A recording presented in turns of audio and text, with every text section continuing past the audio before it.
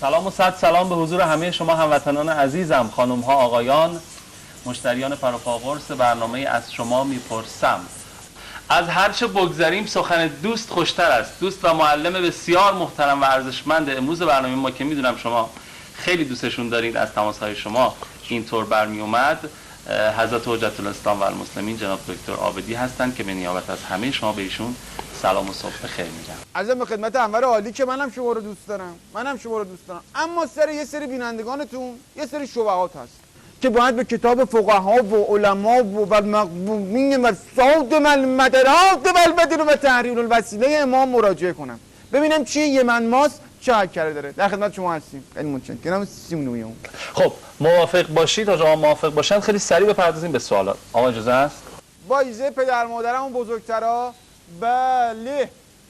0915 154 شماره آخر 91. در مسائل شرعی چقدر میتوانیم از عقل خودمان استفاده کنیم؟ در رابطه با عقل احوط این است که مطلقاً استفاده نشود. همینطور آکبند تو کارتون تحویل گرفتی همونطوری هم میری تحویل میدی.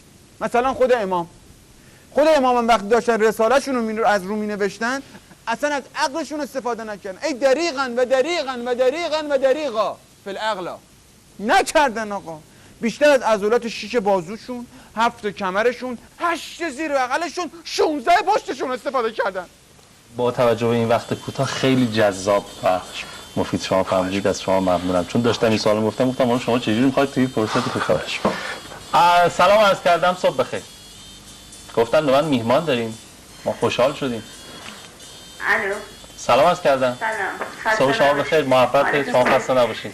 ببخشید می‌خواستم ببینم اگه قبلا ما توی عروسیایی که شرکت می‌کردیم فیلم برداری نه تو فیلم و عکسمون بوده، حالا که پشیمون شدیم توبه کردیم، میخوام ببینم تکلیف این فیلم‌ها و این چیزایی که تو عروسی‌ها کاری که می‌کردیم این تکلیف اینا چی میشه؟ یه سوالی بود که برام همیشه تو ذهنم بود. خیلی ممنونم. اتفاقا سوال خیلی هم ممکنه باشه. از هر سوالتون ممنونم. خواهش می‌کنم. خسته نباشید. بخیر. خدا نگهدار شما. خداحافظ شما.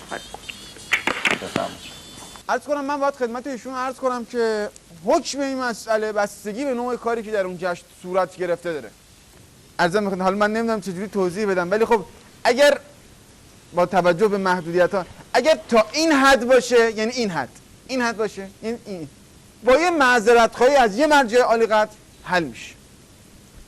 اما نه اگه اینو زدی یه نون تافتون هم بغلش چی؟ اون وقته که بعد یه پولی هم بریزی به حساب حضرت امام، بعدم بری از مقام معظم حلالیت بطلب.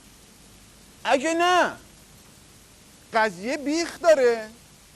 یعنی اینو اومدی یه تافتون هم انداختی این ورش، یه بربری هم این ور اومدی واسه شینگره برانه شوندره برا، دیگه اون موقع دیگه پشیمونی سودی نداره.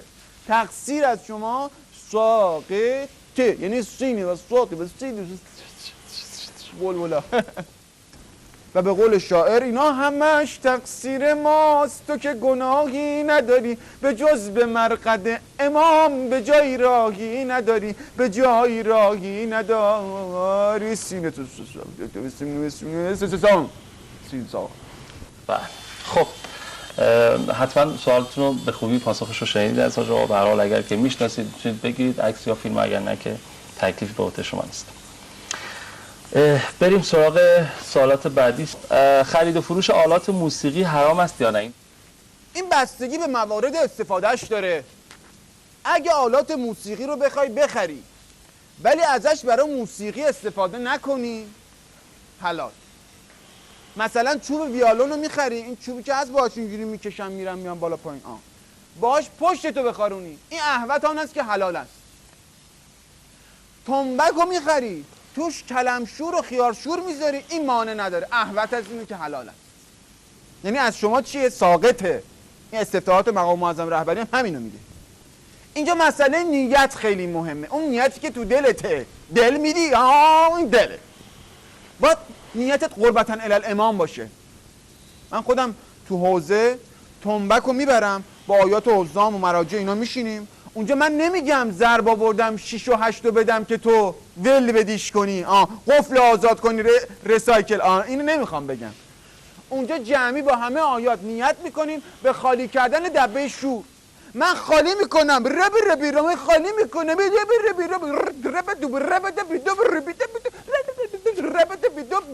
اونا شورشو در میارن دیگه اون وسط عوضه.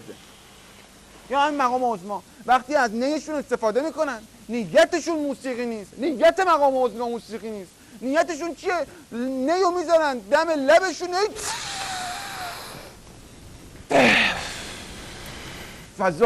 فضاءً و متواضعاً فی فضاء اون، که اگه من اون نیو بزنم تا 6 سال ردیف موسیقی میشم. خب دیوانه ها چه تکلیفی دارن؟ وضعیت آخرت آنها در مورد بهشت و جهنم چطور است؟ در این زمینه کلا دو نوع دیوونه داریم. یک کسی هست که دیوونه بازی در میاره، یکی هم هست که دیوونه است مثل خودم. ببین من آدم دیوونه ایم، دیوونه تر از این حرفام، برای همینم من آوردم تو این برنامه. ببین من دیوونم، احوطم اینو که دیوونه باشم. تو هم دیگه سوالای سینو اینا بکنی این سوالا کشکی نفت درست. دیوونم من. در حجاب آیا زیر چانه هم جزء صورت محسوب می شود و باید پوشیده شود؟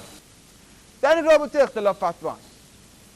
یه سری میگن زیر چونه جزء پیشونی حساب میشه، یه سری از مراجع معتقدن که زیر چونه ادامه کمره، یعنی کمر اومده کشیده رفته زیر چونه.